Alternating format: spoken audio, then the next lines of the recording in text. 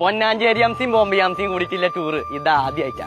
ഇത് നമ്മളിന്ന് പൊളിക്കും. ഫ്രണ്ട്സിന് ഞാനിക്കോട്ടോ. അങ്ങനെയാണെങ്കിലേ ഒരംസേ ടൂറ് പോകുള്ളൂ. എല്ലാം പണ്ട് ഞാൻ ബോംബെക്ക് ട്രെയിനിന് പോകുമ്പോഴേ മുന്നത്തെ സീറ്റ് വേണമെന്ന് പറഞ്ഞ് വാശി പിടിച്ചിട്ട് ട്രെയിനത്തെ ഡ്രൈവറാണ് വലിച്ചിട്ടേ അംസയാണ് അന്ന് തീവണ്ടി ഓട്ടിയത്. അന്ന് മുതലേ അംസ ഫ്രണ്ട് സീറ്റ് ലവറാണ്. പിന്നെ ഞങ്ങളെ ഗോവ.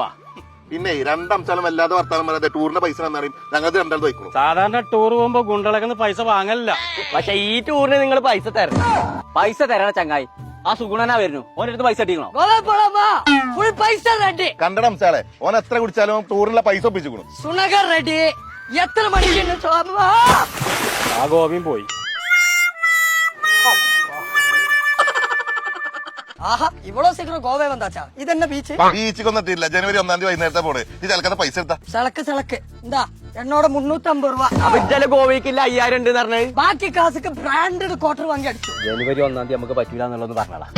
ജനുവരി 1 ഞങ്ങൾക്ക് പറ്റൂല. അത് എന്ത് വർത്താനം പറഞ്ഞത്? നിങ്ങളോട് പറഞ്ഞിട്ടല്ലേ ടൂർ ഫിക്സ് ആക്കിയത് നമ്മള്. പോകാൻ പറ്റൂല പറഞ്ഞാ പറ്റൂല. എണ്ണ പറ്റില്ല 350 രൂപ പൈസ പറയാ കൊടുത്തില്ല.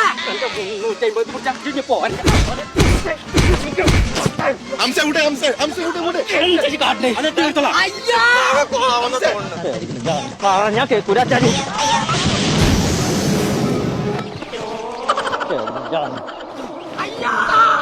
ഞാൻ കേൾക്കൂല. എന്താ പ്രാന്തോ?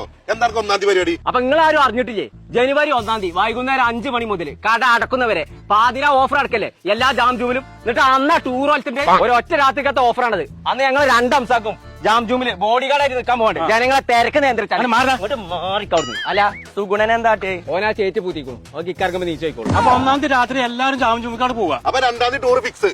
ആ വല്ലാത്ത കഥ. ബോംബെയിൽ ചേരിയിൽ വരെ എങ്ങനെ ചേറില്ല കേട്ടോ. നാളെ ജാംസേ ഞാൻ പോയി കുളിച്ചാ.